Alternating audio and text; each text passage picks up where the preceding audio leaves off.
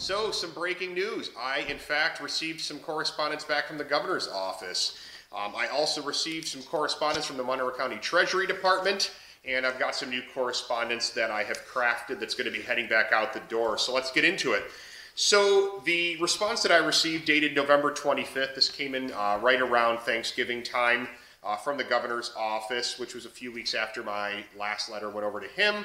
And I'll pop this up so you can read it along while I'm reading this to you.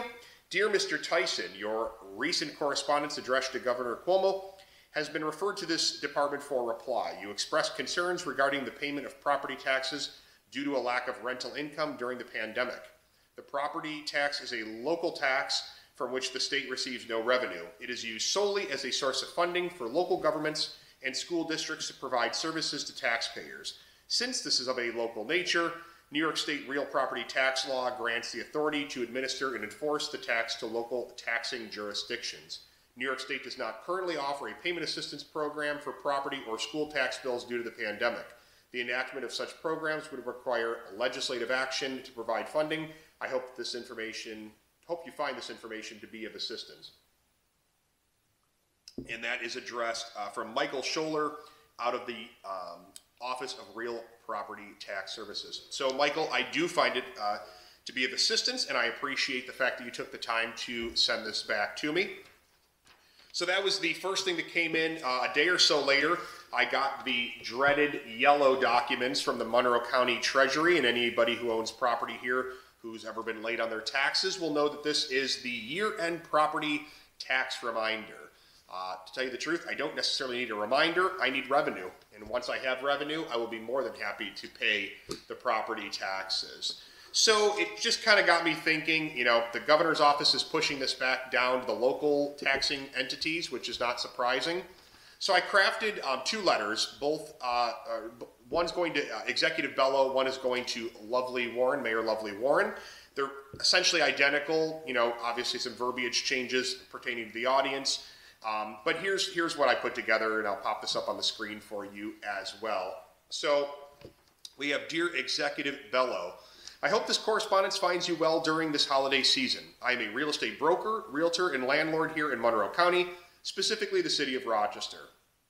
I, as well as many others that own lower income properties, have experienced extreme hardship, initiated first by the Tenant Protection Act, the TPA, and exacerbated by the governor's moratorium on evictions. Many months ago, I reached out to your office inquiring about some sort of relief that can be offered for property taxes due to our hardship. I was directed to take the concern up with the New York State Legislature and the governor's office, as they are the entities that have initiated both the TPA along with the moratorium. Included with my correspondence today is both the initial letter I sent to the governor along with the response that I received. His office is indicating that the issue needs to be resolved locally and that this is not something that the New York State Legislature or his office are going to be addressing, at least not as of the present. I would like to volunteer myself to work with both you and the mayor on finding some possible resolutions in order to avoid further devastation in the already fragile low-income housing arena.